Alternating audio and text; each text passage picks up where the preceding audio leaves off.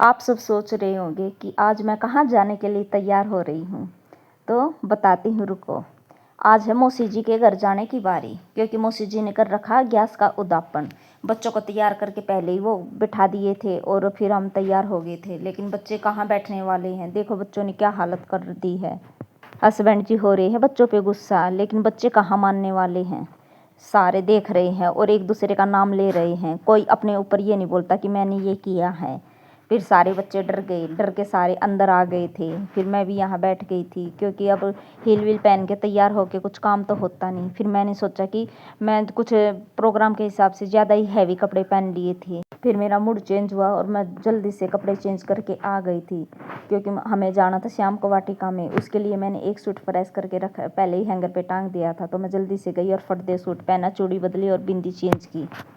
Makeup same वही था। उसके बाद हम आ गए थे मौसी जी के घर। मौसी जी के घर आते ही हवन चल रहा था, इसलिए इतना धुआं हो रखा है। देखो बेटी की कैसे आइस जल रही है धुएं से। और मौसी जी ले आई थी प्रसाद में खीर। खीर बहुत स्वाद थी। उसके बाद हमने किए लड्डू के गोपाल के दर्शन। साइड में चल रहा था खाना। खाने की तैयारी हो रही थी और पंडित जी, जो 27 पंडित जी गैस को खाना खिलाते हैं, उनको सब खाना खिलाने की तैयारी हो रही थी। तुलसा माता का विवाह था। तुलसा माता को कैसे तैयार कर रखा है। मैं यहाँ बच्चों को देख रही थी, क्योंकि बच्चे इधर उधर भाग रहे थे।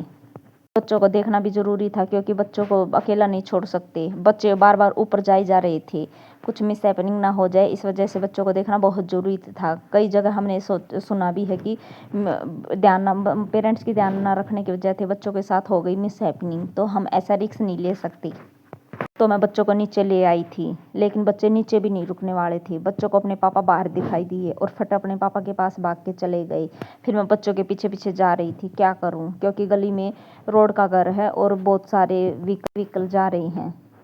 सब वेट कर रहे थे खाना खाने के लिए, कब पंडित जी को खाना से निपटाए और कब हमारा खाना शुरू होए, क्योंकि पंडित जी को खाना खिलाने से पहले हम खाना नहीं खा सकते। फिर मैं बच्चों को ले आई थी अंदर, लेकिन बच्चे बार बार बाहर ही भाग के जा रहे थे, हमारी नहीं सुन रहे थे। अंदर आकर देखा तो मौसी जी कर रही थी पंडित जी को सारे सामग्री देने की तैयारी, जो जो पंडित जी को दिया जाता है। 27 भी जने और बर्तन वर्तन जने, जो भी पंडित जी को दिया जाता सब कुछ। और यहाँ बन रही थी सबके लिए चाय, जो आ रहे थे सब गेस्ट के लिए। अब आ गई थी खाना खाने की बारी।